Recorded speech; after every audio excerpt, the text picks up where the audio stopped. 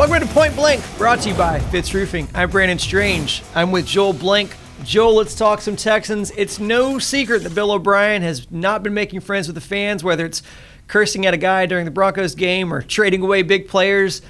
He also really hasn't made friends with the media either. Does that impact how the team is covered and kind of the narratives within the media? Oh, absolutely. I don't think there's any doubt. I think if you look at the people that are covering him day to day as beat writers for the team, to the people that cover him nationally or casually, they realize he has all the traits of a Bill Belichick or a Nick Saban, only he has none of the hardware in his back pocket that they do. So therefore, it's already like strike one, strike two from a media perspective, where they walk in and they know chances are if I ask this guy a question, it's going to be like Greg Popovich on an in-game interview. He's going to bite my head off. He's going to call me by name, and he's not going to give me what I need for my story. And that's the kind of attitude that Bill O'Brien has always portrayed to anybody covering the team. And it's unfortunate. It's unfortunate for him, but it's also unfortunate for the Houston Texans, because when those people that are covering the team get that kind of attitude from the head coach and don't get the information that they need on top of it, what they write and the tone in which they go about their business is going to be anti-Texan. And that's something that the city of Houston doesn't need, the franchise doesn't need, your best players like Deshaun Watson don't need, or J.J. Watt don't need,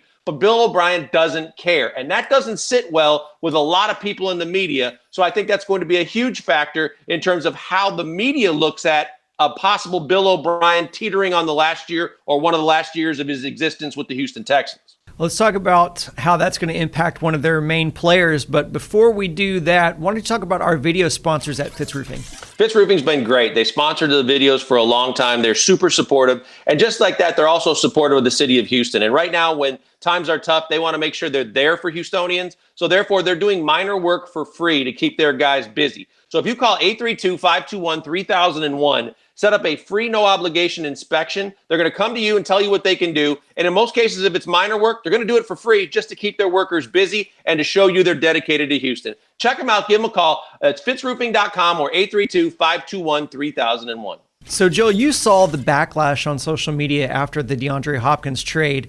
There was a lot of sentiment from the fans about how, Deshaun just needs to get out of here. Like, we hope he gets traded away. We hope he doesn't re-sign because Bill O'Brien's going to ruin him.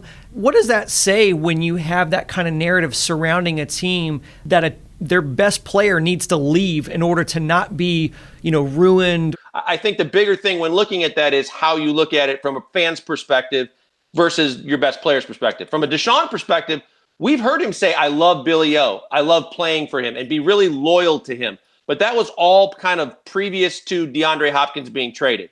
And we know that there's a ton of scrutiny on Bill O'Brien, the general manager. And there's a ton of targets on Bill O'Brien's back from the fan base. He's made a ton of bad moves. He's overpaid for Nick Martin and Kaimi Fairbairn and Whitney Merciless. He made a horrible trade where he couldn't even get a first-round pick in return for his best wide receiver, one of the best in the game. And the things that he keeps doing as a general manager are completely off base and awful. And the media has called him out on it. And everybody on a national perspective is now on board with Bill O'Brien, the bad coach after the Chiefs game, Bill O'Brien, the bad general manager, for all the reasons I gave. They like to be proven right. They like to have everybody have a validity to their statements and say, oh, he called this from the very get-go. Bill O'Brien's a terrible general manager. He shouldn't be in that position anymore.